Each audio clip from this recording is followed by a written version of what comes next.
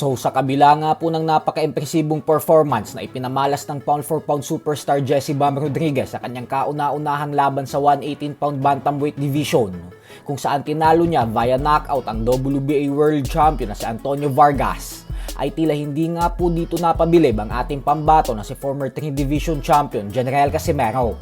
Alam po nating lahat na mainit na pinag-uusapan ng potensyal na blockbuster showdown sa pagitan ni Naoya Inoue at Bam Rodriguez. Kaya naman bumanat si Casimero na may bago na naman daw na pagkain si Inoue. Ang liit lang daw kasi ni Rodriguez at mahina ang galawan, kaya easy work lang umano ito para kay Inoue. Kaya naman tanong ni Casimero sa mga fans niya ay kung gaganahan pa daw ba kayong manood pag nagtuos ang dalawa, kasi mga mahinang boksingero lang daw talaga ang pinapalaga ni Inoue. Kapag nakarating ang mga pahayag na ito ni Cuadro Alascay Rodriguez, ay tiyak na maiinsulto ito ng husto dahil minaliit talaga siya ni Casimero. Bukod dyan ay diretsyo na din itong hinamo ni Casimero. Mensahe ni Alascay Rodriguez na subukan daw muna siya nito sa 122-pound super bantamweight division bago nito labanan si Inoue.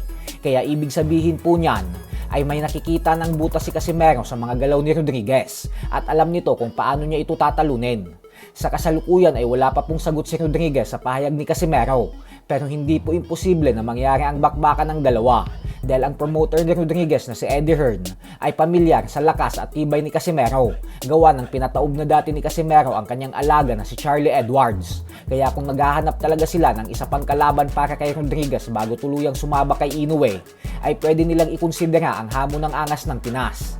Bukod kay Casimero ay andyan din ang posibilidad na makalaban ni Rodriguez ang Pinoy boxing legend, former 4 Division Champion Nonito Donaire Jr. nang dahil sa kasalukuyan itong number 3 contender para sa WBA bantamweight belt na hawak ni Rodriguez. Sa kabilang banda naman mga idol ay madaming fans nga po ang nag-aantay ng reaksyon ni Naoya Inoue sa naging laban ni Bam Rodriguez, lalo pat halos pinatulog nito ang kampiyon na si Vargas sa ibabaw ng lona. Subalit sa kasamaang palad nga po ay nananatili pa ding tikumambibig at tahimik ang kasalukuyang number 1 pound for pound best active fighter. Bukod dyan ay mukhang hindi rin pinansin ni Inoue ang plano ni Ryan Garcia na mag-livestream silang dalawa at sabay mag-ensayo. Ito kasi sana ang isa sa mga gustong gawin ni Garcia habang nagbabakasyon siya ngayon sa Japan.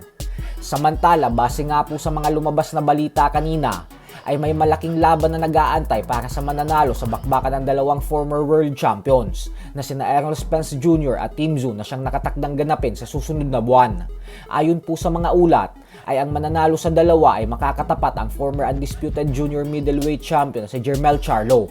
Ganun pa man ay paniguradong kinakalawang na din itong si Charlo dahil magmula nang matalo siya sa kamay ni Canelo Alvarez mahigit 3 taon na ang nakakalipas, ay hindi pa po ulit ito lumalaban. So hanggang dito na lang po muna tayo mga idol. Sports Talk PH